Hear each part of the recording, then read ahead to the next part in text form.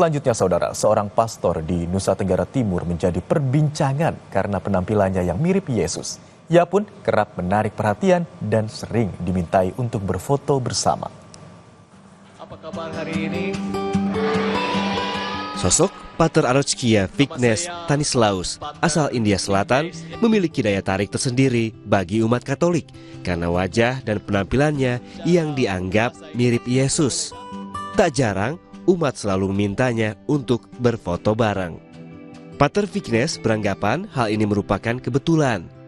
Ia tidak ingin umat mengagungkan dirinya. Baginya, Yesuslah contoh dan teladan hidup.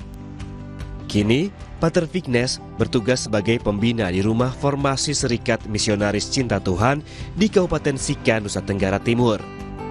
Ia bahkan ditahbiskan menjadi imam oleh Uskup Maumere pada September 2024 lalu. Pater Vignes fokus pada misi pemberdayaan orang muda Katolik dan advokasi masyarakat miskin dan terpinggirkan. Pada Trihari Suci Paskah, Pater Vignes memilih untuk mengikuti prosesi Semana Santa di Keuskupan Larantuka sambil melayani umat di Paroki Santo Cornelius Pohonbao. Pater Vignes tertarik untuk mengikuti Semana Santa karena baginya Semana Santa unik baik dari segi tradisi maupun spiritual.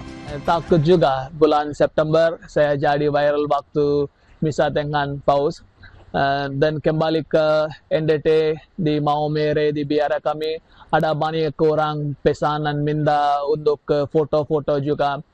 Dan saya pikir kenapa ini? Karena saya imam yang baru, imam Katolik pelayanan untuk umat mereka.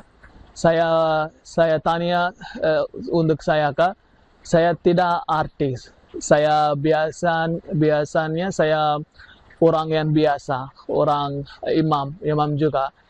Tapi saya senang sekali karena mereka minta doa. Saya ada banyak event, orang tua, OMK, anak kecil, mereka semua minta doa. Sebelumnya, Pater Vignes bertugas di Keuskupan Maumere sejak 10 bulan lalu. Sosoknya viral di media sosial saat videonya tertangkap kamera hadir dalam Misa Kudus di Stadion Gelora Bung Karno bersama Paus Fransiskus pada September 2024 lalu. Kitos Natun, Kompas TV, Polres Timur, Nusa Tenggara Timur. Dan usai jeda, Kompas Siang akan kembali dengan informasi rekapitulasi hasil pemungutan suara ulang Pilkada Banjarbaru dimulai di tingkat kecamatan.